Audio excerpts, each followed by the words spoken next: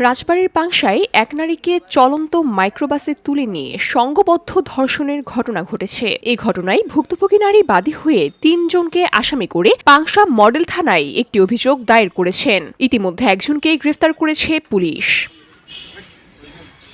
অভিযোগের সূত্র থেকে জানা যায়, গত ৩০ মার্চ বিকেল আনুমানিক 4:30টার দিকে রাজবাড়ীর পাংশা থানাধীন মৈশালা বাসস্ট্যান্ড এলাকায় অবস্থানকালে ভুক্তভোগী নারীকে জোরপূর্বক একটি সাদা রঙের হাইস মাইক্রোবাসে তুলে নেয় অভিযুক্তরা। পরে ওই নারীকে নিয়ে মাইক্রোবাসে করে পাংশার কুলটিয়া সহ বিভিন্ন এলাকায় ঘোরাঘুরি করা হয় এবং তাকে পালাক্রমে ধর্ষণ করা হয়। এক পর্যায়ে একই দিন রাত আনুমানিক 7টার দিকে অভিযুক্তরা ভিকটিমকে কুষ্টিয়া সদর থানা এলাকার একটি ফাঁকা স্থানে নামিয়ে দিয়ে পালিয়ে যায়। পরবর্তীতে মঙ্গলবার সন্ধ্যায় ভুক্তভোগী নারী পাংশা মডেল থানায় ৩ জনের নাম উল্লেখ করে একটি অভিযোগ দায়ের করেন। অভিযুক্তরা হলেন পাংশা পৌর এলাকার কুলটিয়া গ্রামের মোহাম্মদ হাবিবুর রহমান রাজার ছেলে হাসিবুর রহমান অন্তর, কলিমোহর ইউনিয়নের ধানরিয়া গ্রামের মোহাম্মদ আব্দুল মজিদের ছেলে রাশিদুজ্জামান ওরফে রাশেদ এবং পৌর এলাকার পারনারায়ণপুর গ্রামের মোহাম্মদ তাইজুল মুন্সির ছেলে মোহাম্মদ বরকত মুন্সি। অভিযোগের পর মামলার তদন্তকারী কর্মকর্তা পাংশা মডেল থানার পরিদর্শক মোহাম্মদ আব্দুল গনির নেতৃত্বে পুলিশ অভিযান চালিয়ে পাংশা বাজার এলাকা থেকে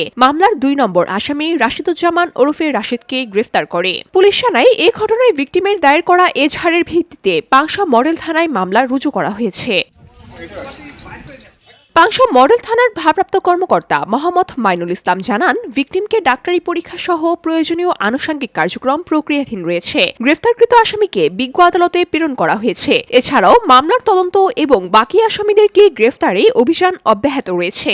এই আসামিরা সেলিনা খাতুনকে তার ইচ্ছার বিরুদ্ধে মাইক্রোর পিছনের সিটে তাকে শোয়া পালাক্রমে তারা ধর্ষণ করে এবং ধর্ষণ শেষে ওই দিন রাত অনুমান 7 ঘটিকার সময় একটি ফাঁকা জায়গায় তাকে নামাই দেয়। তখন এই সেলিনা খাতুন স্থানীয় লোকজনদের কাছে জিজ্ঞাসাবাদে জানতে পারে যে কুষ্টিয়া সদর থানার ভিতরে। তখন সেলিনা খাতুন কুষ্টিয়া সদর থানায় যায় এবং সে শারীরিকভাবে অসুস্থ হওয়ায় তাকে কুষ্টিয়া থানা পুলিশের মাধ্যমে তাকে প্রাথমিক চিকিৎসা প্রদান করে।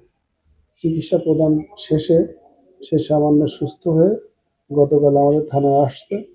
থানায় আসার পরে হাসিবুল ইসলাম অন্তর, রাশেদুজ্জামান ওরফে রাশেদ এবং বরকত ৩ জনের বিরুদ্ধে সে একটি ধর্ষণের মামলা দায়ের করে। সেই মামলার প্রেক্ষিতে আমরা এজাহার নামে রাশেদুজ্জামান ওরফে রাশেদকে গ্রেপ্তার করেছি। আমরা ইতিমধ্যে তাকে বিজ্ঞ আদালতে প্রেরণের জন্য সার্বিক প্রস্তুতি গ্রহণ করেছি এবং ভিকটিম ধর্ষিতা সেলিনা খাতুনকে ডাক্তারি পরীক্ষা সহ আনুষঙ্গিক কার্যক্রম চলমান। VOD Bangla news desk.